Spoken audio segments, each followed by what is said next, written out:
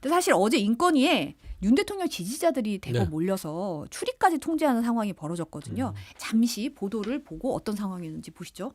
14층 인권위 회의실로 올라가는 통로 앞에 몰려서서 경찰과 대치한 채 욕설을 하며 고함을 지릅니다.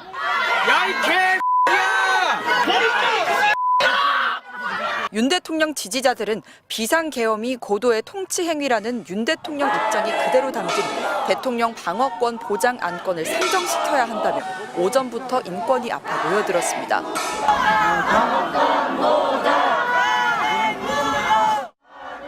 일부 대통령 지지자들은 인권위 전원회의가 열리는 14층 복도에 진을 쳤습니다. 엘리베이터 문이 열릴 때마다 어디 소속인지를 묻고 들여보냅니다. 어떻게 오셨죠? 어디 기자님이세요? 인권위 직원들조차 이들에게 본인 신분을 해명해야 들어갈 수 있었습니다. 직원분이라 들어오십니다. 오후에 경찰이 투입돼서 이제 해산이 되긴 했지만 캡틴 아메리카 방패를 들고 네. 직원이라 들어오십니다. 이러면서 출입을 통제하는 이 상황이 너무도 좀 어이가 없었는데 어떻게 보시나요? 저는 경찰이 왜 저 부분을 용인을 해줬는지가 먼저 궁금해요. 그러니까 앞에 정당한 집회 신고를 하고 나서 어떤 의사 표현을 하는 것까지야 용인되는 것들이 대한민국의 민주적 질서이기 때문에 그렇다 치더라도 그 안에 들어가서 저런 식으로 방패도 들고 뭐 직원들까지 신분을 확인하는 권한이 있나요? 국가기관입니다. 예전에 어떤 연예인이 사설경비업체가 어떤 시민들의 통행을 강제로 지지하고 여권을 확인하는 것 갖고 큰 논란이 있었고 법적 처벌을 받았습니다. 근데 이제 이 부분은 이미 신고가 됐고 국가기관에 있어서 최근에 서부지법 침탈을 당한 이유인데 경찰이 이거를 용인해 준 게 아닌가라는 생각이 들 만큼 너무 풀어졌어요. 지금 현재 저게 폭력으로 이어지지는 않았어도 신분을 확인하고 어디서 오셨냐, 뭐 이재명에 대한 어떤 그 십자가 밝히식의 발언을 해봐라, 뭐 중국에 대한 발언을 해봐라, 이런 식으로 모욕을 주고 폭언을 한 거잖아요. 어느 그러면 해당 특정 언론사 거론하면서 어떤 언론사는 다 가라. 그런 식이에요. 이런 이거는 식의 폭력입니다. 이게 꼭 이게 물리력이 있으면 폭력이 아니라 언어의 폭력, 환경의 폭력, 나의 권리가 침해되는 상황을 만든 것도 폭력이거든요. 그러면 경찰력이 투입돼서 이걸 막았어야 되는데 이런 걸 느슨하게 해주니까 헌재도 우리가 부숴서 침탈하자라는 얘기들이 나돌아다니는 겁니다. 결국에는 최근에 서울경찰청장 직무대리를 했던 박현수 임명까지 연결이 다 되는 거예요. 지금 현재 최상목 권한대행까지. 이런 국가의 어떤 민주질서와 민주적인 시스템을 침탈하는 이런 세력을 느슨하게 봐주는 게 누굴까요? 저는 최상목 권한대행까지 올라타는 거예요. 그래서 저는 이 부분은 당연히 법적 처벌을 해야 되지만 이 부분에 대해서 사전에 경찰력을 투입해서 막지 못한 누군가의 용인이 있었는가. 저는 이 부분도 짚어봐야 된다고 봅니다. 아니 뭐 국가 공무원들의 모든 행위는 법적 테두리 하나 아래서 이루어져야 된다고 저는 생각해요. 그건 대통령도 마찬가지고요. 그러니까 지금 얘기하는 고도의 통치 행위라고 얘기하는 것들은 그 얘기를 들으면서 저는 생각하는 게 그럼 이재명 대표가 백현동 그다음에 대장동 이거는 고도의 행정 행위였다라고 얘기하면서 이런 걸 왜 문제 삼느냐. 그렇게 하면 우리 그 보수 진영에서는 그걸 받아들일 수 있겠습니까? 그걸 받아들이지 절대 못할 겁니다. 법적 테두리 안에서 모든 게 이루어져야 된다라고 얘기하는 거 아니에요. 특히 보수는 더 그렇습니다. 우리가 보수라고 얘기할 때는 이 법과 질서를 존중하는 게 보수예요. 전통과 법과 질서를 존중하면서 조금씩 개선해 나가자. 이런 것들이 보수의 정신입니다. 그런데 이 법 질서를 내 고도의 통치 행위로 나는 그런 것들을 무시해도 된다라고 얘기한다면 이 세상은 무법천지가 되겠죠. 그 보수가 지향하는 게 무법천지는 아니거든요. 그러니까 저는 무슨 고도의 통치 행위라는 것들을 과거에 군사 정권이 그런 얘기 많이 했어요. 근데 그거 지금 고도의 통치 행위라고 전 세계에서 민주주의 국가에서 그걸 받아주는 나라가 세상에 어디 있습니까? 비상대권이 됐든 아니면 비상계엄이 됐든 계엄이 됐든 그 경비 계엄이 됐든 그거는 법적 테두리 안에서 헌법이 정한 규정들이 있어요. 그 규정들에 따라서 하면 돼요. 대통령이 왜 계엄을 못하느냐? 왜 못해요? 할 수 있죠. 전시, 사변, 그리고 그에 준하는 비상 상황, 예를 들면 뭐 지진이 났다라든가 어마어마한 화재가 발생했다든가 폭동이 계속 일어나고 있어서 정상적인 국가 질서가 운영이 안 된다든가 그럴 때 얼마든지 할 수 있습니다. 하지만 그것도 법적 테두리 안에서 해야 돼요. 그러니까 법적 테두리를 벗어나서 고도의 통치행위, 그런 고도의 통치행위라는 건 있을 수가 없어요. 그러니까 저는 그건 맞지 않다고 생각해요.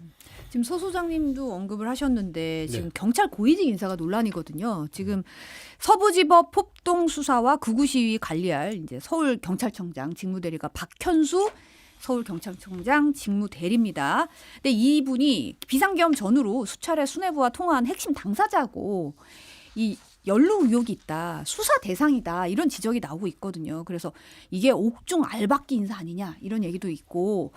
또 이게 대통령실 이현모 인사비서관이 뒤에 좀 있다. 이런 의혹도 좀 제기가 있어요. 일각에서는.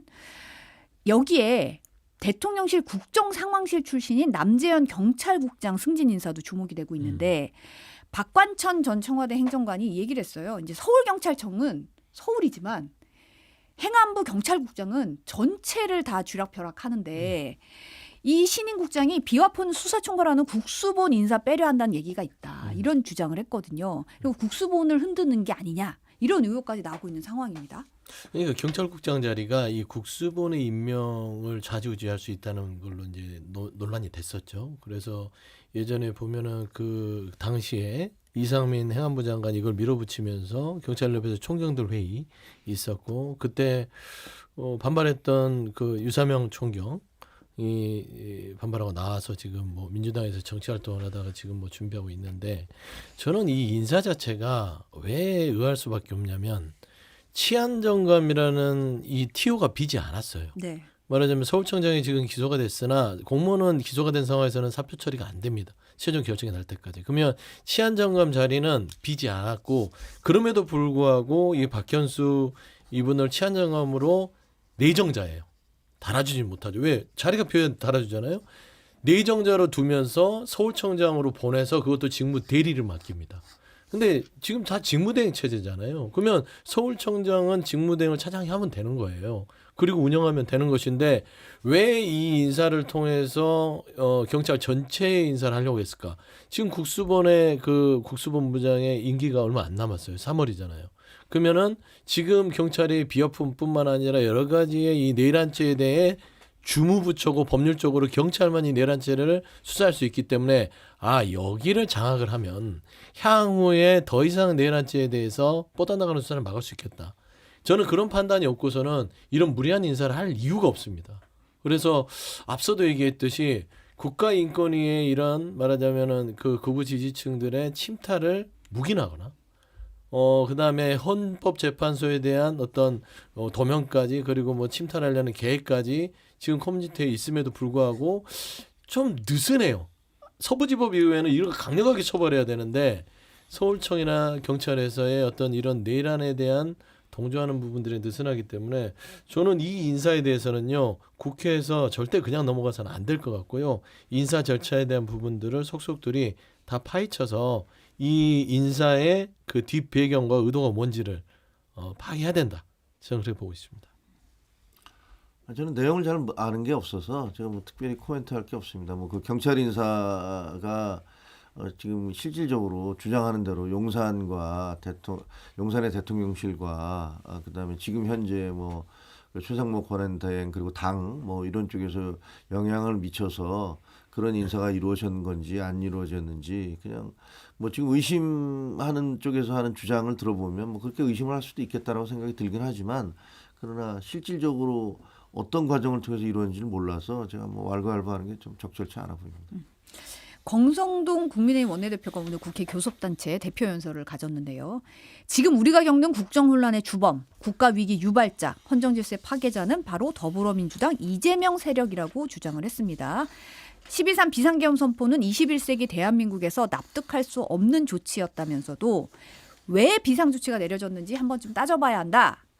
연설문에서 이제 민주당을 45번, 이재명을 19번 언급하면서 야당을 집중 공격했어요. 이 부분 어떻게 보시나요?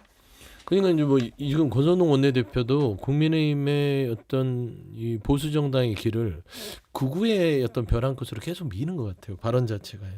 지금 이 교섭단체 2월 첫 임시회에서 해야 될 말은 국민들한테 이 국정혼란을 초래한 비상계엄에 대한 사과 아니겠습니까?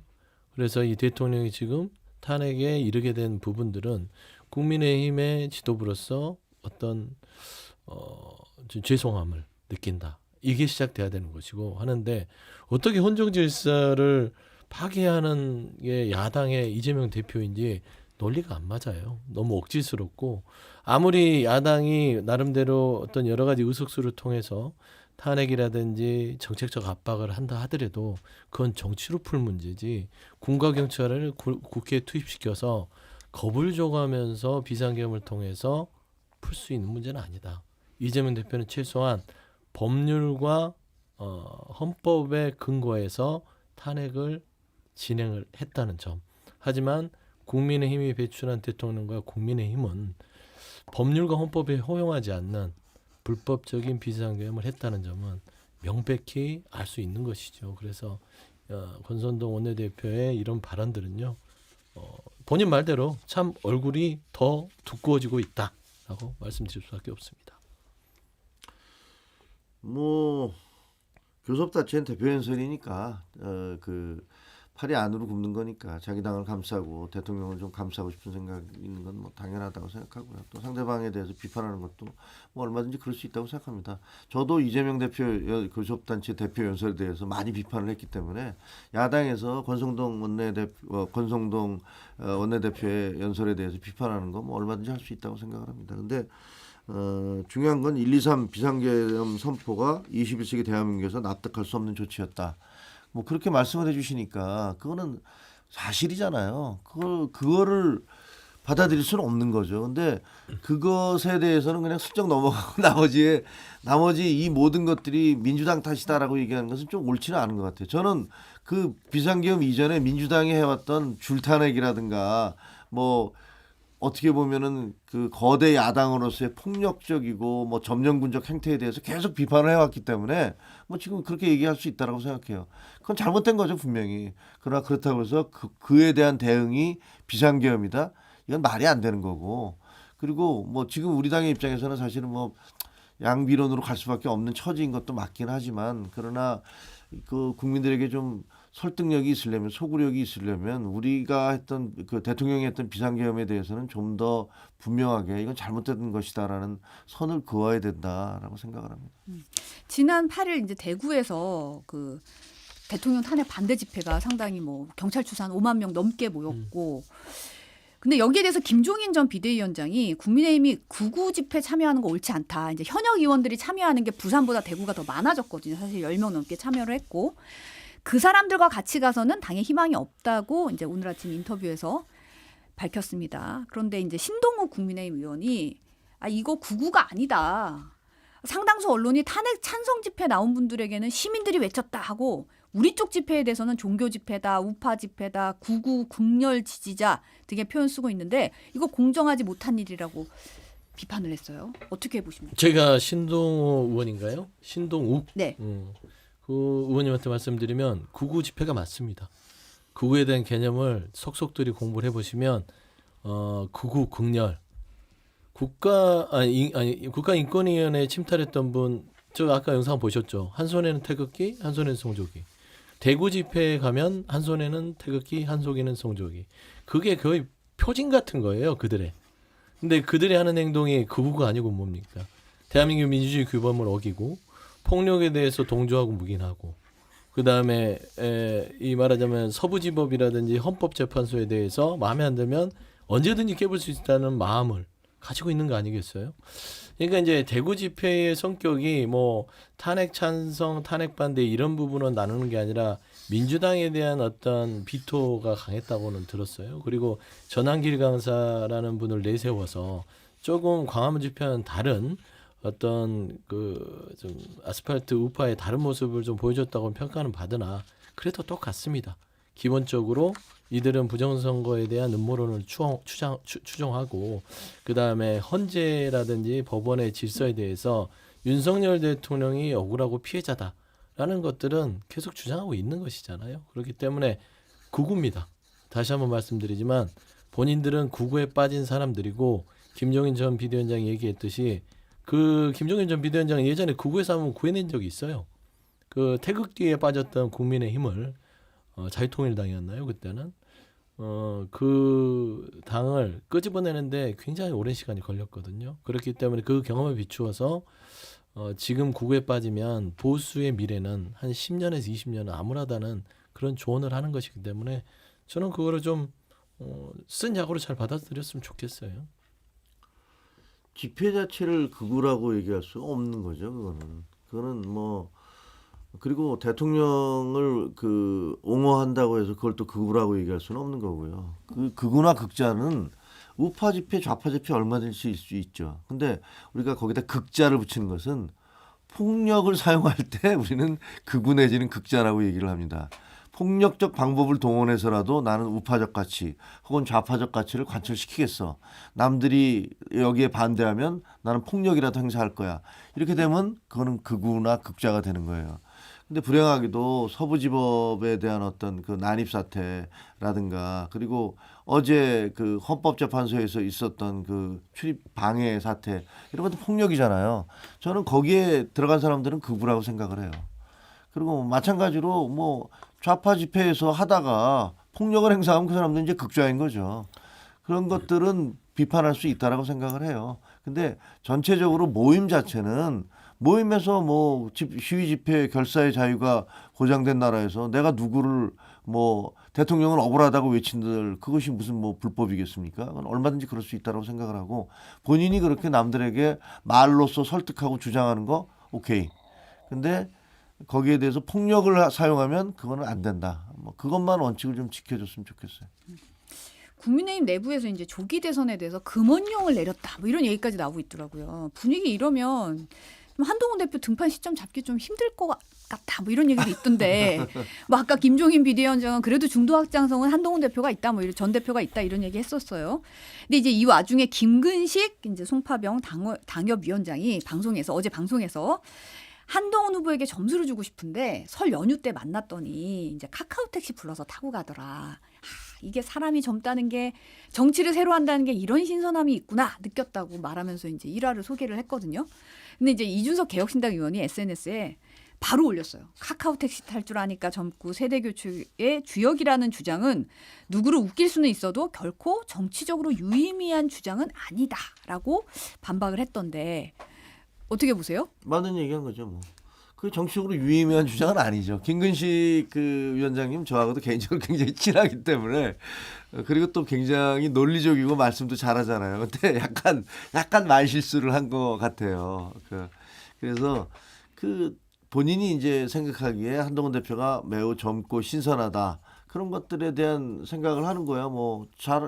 본인의 판단이니까 얼마든지 할 수 있는 거죠. 근데 카카오 택시를 타고 가니까 이거는 다른 사람들 못 하는 거다. 아이, 그건 아니죠. 누구든지 할 수 있는 거잖아요.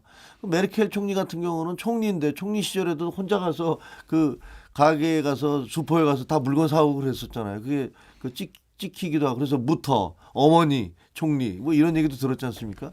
누구든지 할 수 있고 누구든지 해야 돼요. 안 되면 대중교통도 탈 수 시내버스도 탈 수 있는 거고 지하철도 탈 수 있는 거죠. 뭐 그게 무슨 뭐 정치하는 사람은 그런 거 타고 다니면 안 된다는 것도 말이 안 되는 얘기잖아요. 그러니까 어떤 특정의 행위, 예를 들면 이준석 대표가 얘기한 대로 53세면 뭐 손주 볼 나이, 그것도 정말 너무 부적절한 얘기죠. 그럼 저는 진짜 누가 말한 대로 제 나이쯤 되면 옛날에 뭐 고려장치 하듯이 산에다 묻힐 나이인가? 이런 생각 들 수 있잖아요. 또 기분도 나쁘고. 그런 식으로 나이에 대해서도 우리가 세대 교체를 얘기할 때도 물론 물리적인 나이를 완전히 배제할 수는 없습니다만 어떤 사고의 젊음, 생각에 젊다는 거 뭐 이런 게 더 중요하잖아요. 젊은 사람들 중에서도 굉장히 그 올드한 나이 든 것처럼 그보다 더 구태의연한 생각을 하신 분들이 있으니까. 네, 점꼰이라 그러죠. 젊은 꼰대가 더 무섭다는 얘기 있어요. 그렇죠. 네. 그리고 무슨 뭐 신학, 그러니까 구학을 철폐하자라면서 등장한 게 신학이야. 그래서 구학을 철폐하고 신학이 들어섰다 이런 얘기도 하니까 이거 제가 보기에 별로 의미 없는 논쟁 같아요. 김근식 위원장이 그냥 웃자고 하는 소리지 않았을까 싶어요. 맞아요. 뭐 다른 카카오만 택시가 있는 게 아니고 다른 택시도 많은데 뭐 카카오 선전해 주는 것도 아니고 저도 뭐 오늘부터 카카오만 타고 다니면 더 젊어지나 싶은데 그러니까 이제 어떤 상징성을 하려고 하는데 그 한동훈 대표의 김근식 위원장이 푹 빠진 게 아닌가. 뭐만 해도 다 좋아 보인 거죠. 예뻐 보이는 택시만 타도 좋고 술 마셔도 좋고. 예를 들면 그냥 그 마을버스를 타고 가는 모습이 그래도 참 어떤 서민적인 그래도 비대위원장도 하고 대표를 했던 분으로서 이렇게 얘기하면 좀 스토리가 돼요. 그 동네에 뭐 마을버스나 버스를 타고 가더라. 근데 카카오 택시는 뭐예요? 아니면 카카오 택시가 이제 플랫폼을 활용한다 이런 차원에서 뭐 이제 좀 얘기를 할 수 있는데 무슨 요즘에는 어르신들도 다 플랫폼 이용해서 타고 다녀요. 그래서 이거는 별로 한동훈 대표한테 도움이 안 되는 건데 본인의 어떤 한동훈 바라기가 드러난 게 아닌가 싶은데 저는 여기서 이준석 의원의 좀 아쉬운 점이 있어요. 아쉽다. 굳이 왜 그거를 또 이렇게 비판할 이유가 없잖아요. 근데 좀 경쟁의식이 있나. 요즘에 이준석 의원이 좀 행보가 첫 스텝부터 많이 꼬인 것 같아요. 예. 그러니까 53세가 젊냐, 손주 올 나이다, 뭐 카카오 택시에 대한 이런 비판들 좋지 않아요. 예. 요즘 보수의 젊은 주자 이미지가 좀 겹친다고 생각해서 좀 더 반박을 하는 거 아닐까요? 뭐 그럴 수 있겠죠. 뭐 본인들 누구든지 정치적인 어떤 꿈이 있는 사람들은 라이벌에 대해서 뭐 적절한 수준의 경계, 그 견제, 비판 뭐 이런 거 할 수 있다고 생각을 해요. 근데 그냥 저런 논쟁 자체는 별 의미도 없어 보이고요. 그냥 우리가 별로 다를 가치도 별로 없는 것 같아요. 근데 그 아까 말씀하셨지만 제가 보니까 한동훈 대표는 대중교통 타고 다니기는 힘들어요. 지하철이나 버스는. 왜냐하면 다른 사람들이 불편해요. 왜냐면 막 몰려와서 사인해 달라고 그러면 막 이런 식으로 하니까 그러면 괜히 다른 분들에게 폐해를 끼치기 때문에 그렇게 하기는 쉽지는 않죠. 보면은 지금 여론조사에서 한동훈 대표가 이제 지역 기반으로 따지면 대구에서는 좀 잘 안 나온다 이런 뭐 구체적인 수치는 안 나올 좀 안 나온다 이런 얘기가 좀 나오고 있는데 그래서 좀 지역 기반 늘리기 위해서 뭐 부산 경남 쪽을 공략한다 뭐 이런 얘기도 좀 나오고 있던데 등판과 이게 좀 어우러지는 건가요? 어떻게 되나요? 저는 그런 얘기 처음 들어보는데요. 저는 들어봤어요. 그래요? 예, 이게 첫 일정을 이제 부울경으로 잡는다. 그러니까 어쩔 수 없이 이제 국민의힘 내부에서 한동훈 대표가 기반이 수도권 기반이라는 건 정치인들한테 쉽지 않습니다. 근데 뭐 영남이냐 호남이냐라는 것인데 한동훈 대표가 처음에 정치 시작할 때 대구 소문시장 가서 대구가 나의 뭐 정치적 고향이라는 식으로 얘기를 했던 기억이 나요. 그래서 대구를 기반하면 좋은데 지금 윤석열 대통령의 탄핵의 시점에서 본인이 탄핵을 찬성하고 어떤 의결을 이끌었던 측면에서는 국민적 눈높이는 맞으나 지금 현재의 보수층에 극성화돼 있는 그런 지지층에서는 대구로 가기가 쉽지 않죠. 그러니까 조금은 좀 정서적으로 보듬을 수 있는 부울경으로 일단 첫 일정을 고민하고 있다는 얘기는 들었어요. 근데 저는 반대로 조언을 했죠. 호랑이를 잡으려면 호랑이 물에 들어가라. 그래서 첫 일정은 보수의 심장인 TK에서 보수를 바로 세우겠다. 탄핵은 찬성하고 계엄은 잘못됐다. 위헌이다. 보수가 제대로 돌아야 된다. 이런 공격적이고 전면 돌파를 하지 않으면 저는 지금 현재 이 김문수 장관을 필두로 한 이 보수의 기현상을 이겨내고 기다리기에는 시간이 없지 않을까 저는 그런 좀 개인적인 말씀드립니다. 안 그래도 그 언더 73에서 그 김영삼 대통령 기념재단 김현철 이사장 만났잖아요. 그래서 좀 이런 얘기 나오는 거 아닐까요? 그냥 어떤 분들이 그냥 조언 자기 생각을 그냥 얘기한 것 같아요. 제가 알기에는 뭐 전혀 어느 지역을 언제 먼저 방문한다든지 그런 얘기 없는 걸로 알고 있거든요. 지금 그럴 얘기할 처지도 아니고.